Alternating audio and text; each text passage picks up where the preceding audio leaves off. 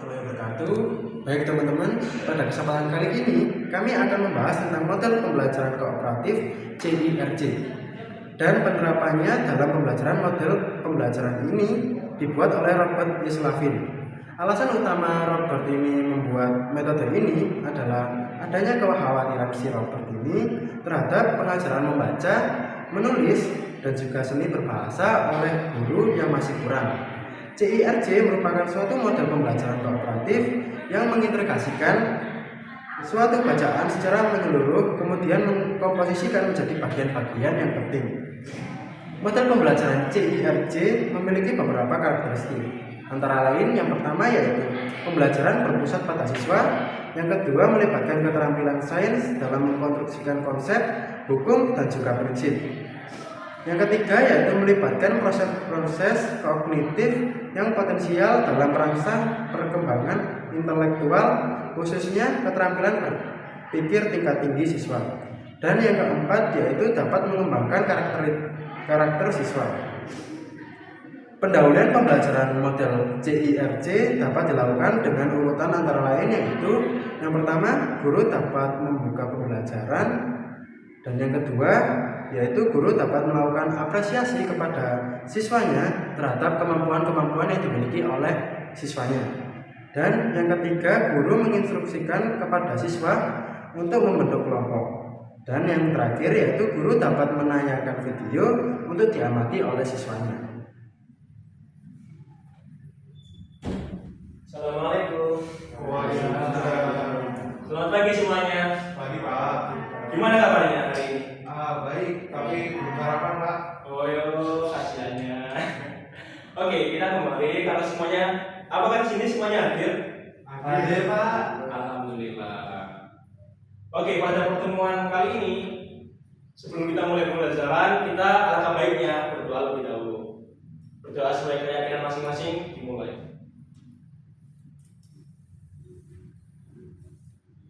Selesai. Baik, di sini ada yang tahu nggak kalau kita hari ini tuh mau bahas tentang apa? Nggak tahu Pak. Oh, nggak ada yang tahu. Jadi pada hari ini kita akan bahas mengenai masa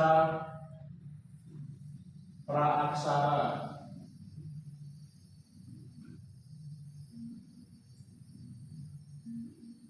Terutama pada zaman batu.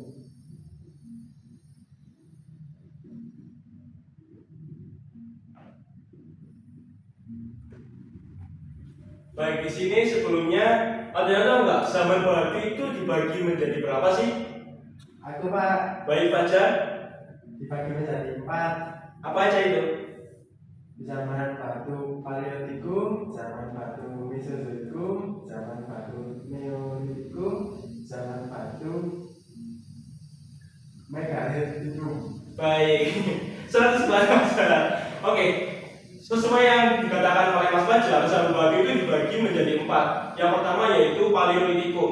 Paleolitikum atau biasa disebut dengan batu tua. Kemudian yaitu Mesolitikum atau yang biasa disebut dengan batu tengah. Kemudian zaman batu yang ketiga yaitu zaman batu Neolitikum atau yang biasa disebut dengan zaman batu muda. Dan yang terakhir yaitu zaman Megalitikum atau yang biasa disebut dengan zaman batu besar. Baik, di sini ada yang tahu nggak sih gimana kira-kira kehidupan manusia pada zaman Paleolitikum? Saya Pak. Baik, mau mana? Menurut saya kehidupan di zaman Paleolitikum Ya. itu orang-orangnya masih kayak berpindah-pindah karena masih bergantungan dengan alam untuk bertahan hidup. Oh, baik, benar sekali. Nah, sesuai yang dijelaskan oleh Mas Omar, bahwasanya zaman Paleolitikum itu manusia itu benar-benar menggantungkan dirinya terhadap alam gitu. Jadi kalau misal sumber daya di alam tersebut itu udah habis, mereka akan mencari di wilayah yang lain karena mereka emang benar-benar menggantungkan hidupnya itu ya di alam gitu. Oleh karena itu mereka itu masih hidupnya itu ya nomaden atau berpindah-pindah. Baik, selanjutnya di sini saya ingin membagi kalian menjadi beberapa kelompok kecil yang beranggotakan 2 orang. Untuk Mas Alif Tawedi sama dengan Mas Omar, kemudian Mas Fajar sama Mbak Nadia. Baik, Pak.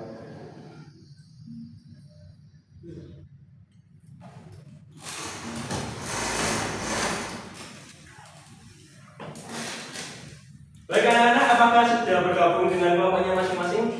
Sudah, Pak. Sudah, Pak. Nah, paling di sini kita akan melihat video bareng-bareng ya.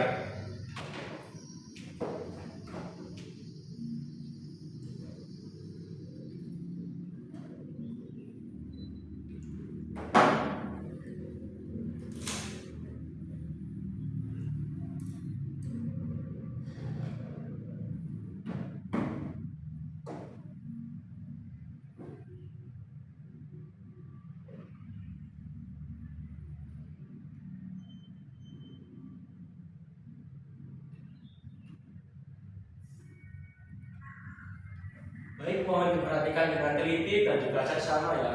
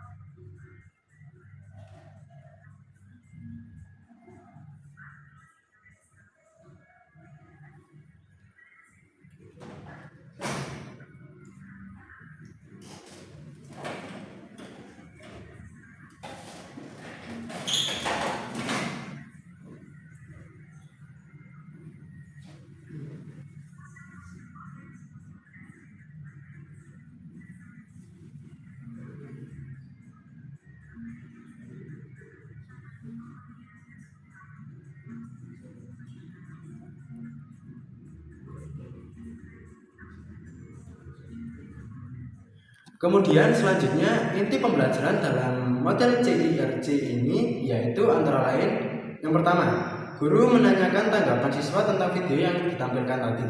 Dan yang kedua, guru menyampaikan tujuan dan juga manfaat dari pembelajaran tersebut. Yang ketiga, guru menjelaskan tugas masing-masing dari kelompok. Yang keempat, siswa diskusi dalam kelompoknya. Yang kelima, siswa mengumpulkan informasi dari berbagai sumber. Dan yang keenam, siswa dapat mempresentasikan hasil temuan-temuannya dari sumber-sumbernya. Dan yang ketujuh yaitu guru memberikan penguatan atas tanggapan yang diberikan oleh siswanya tersebut. Baik anak-anak, kalau kalian sudah menonton videonya tadi, Sudah. nah menurut kalian apa sih yang kalian ketahui mengenai zaman batu itu? Saya Pak. Baik, mana dia? Zaman batu merupakan zaman di mana manusia yang hidup pada zaman tersebut menciptakan alat-alat dari batuan. Nah, benar sekali. Jadi, ya zaman batu itu merupakan zaman di mana manusia yang hidup pada zaman tersebut benar-benar menciptakan alat-alat itu dari batu. Kemudian, ada yang tahu nggak di sini manfaat kita belajar masa zaman batu ini? Nggak ada. Nah, jadi tujuan kita belajar masa praksara itu apa sih? Yang pertama kita jadi tahu gimana sih perkembangan manusia dari masa ke masa, dari alat-alat yang digunakan benar-benar sederhana mulai dari batu-batuan saja hingga sampai saat ini yang benar-benar modern. Baik, di sini saya ingin membagikan tugas kelompok untuk masing-masing kelompok. Ini untuk kelompok pertama dan ini untuk kelompok kedua. Saya ingin setiap kelompok untuk membaca tugasnya dengan perlahan dan juga teliti. Apakah ada yang ingin ditanyakan? Mau tanya jawabannya ditulis Pak Oh iya, jawabannya langsung ditulis di situ. di kertas ini ya. Ya. Baik, jika tidak ada, selamat mengerjakan.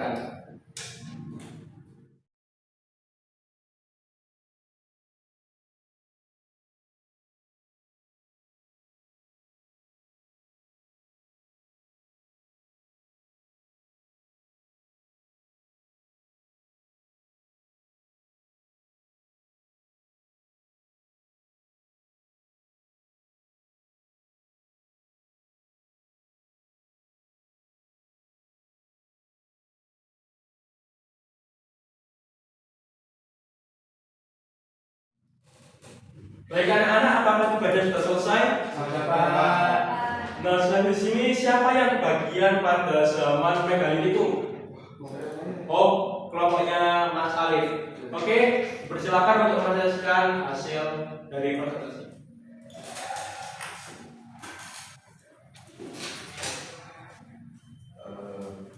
Assalamualaikum warahmatullahi wabarakatuh.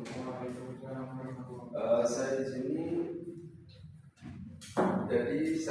kami sudah diskusi dengan kelompok mengenai zaman megalitikum, yaitu zaman megalitikum atau biasa dengan disebut zaman batu besar, di mana pada zaman ini manusia sudah dapat membuat dan meningkatkan kebudayaan yang terbuat dari batu-batu besar. Kebudayaan ini berkembang dari zaman Neolitikum sampai zaman perunggu.